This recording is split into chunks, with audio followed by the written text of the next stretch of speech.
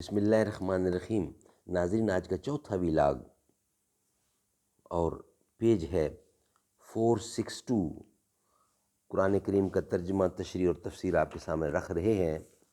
کتاب کا نام ہے معارف القرآن، جلد اول، سورۃ الفاتح سے لے کر سورۃ البقرہ، سورۃ البقرہ پارہ اول تا پارہ تیسرا، رکوع 8واں۔ رائٹر ہیں اس کتاب کے مفتی اعظم پاکستان حضرت مولانا مفتی محمد شفیع صاحب رحمۃ اللہ علیہ۔ بسم اللہ الرحمن الرحیم۔ الحمد للہ وکفا والسلام علی عبادہ الذین اصطفیٰ۔ قال النبی صلی اللہ علیہ وسلم خیرکم من تعلم القرآن وعلمہ۔ بہترین لوگ وہ ہیں جو خود بھی قرآن پڑھیں، دوسروں کو پڑھائیں، سکھائیں اور لکھائیں۔ بدن کا بوجھ اٹھانا بھی اب محال ہوا، جو خود سے ہار کے بیٹھے تو پھر یہ حال ہوا۔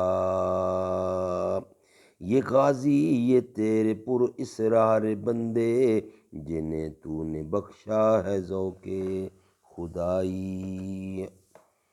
اس آیت میں حلال کھانے کے ساتھ عمل صالح کا حکم فرما کر ارشاد کر دیا ہے کہ اعمال صالح کا صدور جب ہی ہو سکتا ہے جب کہ انسان کا کھانا پینا حلال ہو۔ اور آن حضرت صلی اللہ علیہ وسلم نے ایک حدیث میں یہ بھی واضح کر دیا، واضح فرما دیا کہ اس آیت میں اگرچہ خطاب انبیاء علیہ السلام کو ہے، مگر یہ حکم کچھ انہی کے ساتھ مخصوص نہیں بلکہ سب مسلمان اس کے مامور ہیں۔ اس حدیث کے آخر میں آپ نے یہ بھی فرمایا کہ حرام مال کھانے والے کی دعا قبول نہیں ہوتی۔ بہت سے آدمی عبادت وغیرہ میں مشقت اٹھاتے ہیں، پھر اللہ تعالیٰ کے سامنے ہاتھ دعا کے لیے پھیلاتے ہیں اور یا رب پکارتے ہیں، مگر کھانا ان کا حرام، پینا ان کا حرام، لباس ان کا حرام ہے، تو ان کی یہ دعا کہاں قبول ہو سکتی ہے؟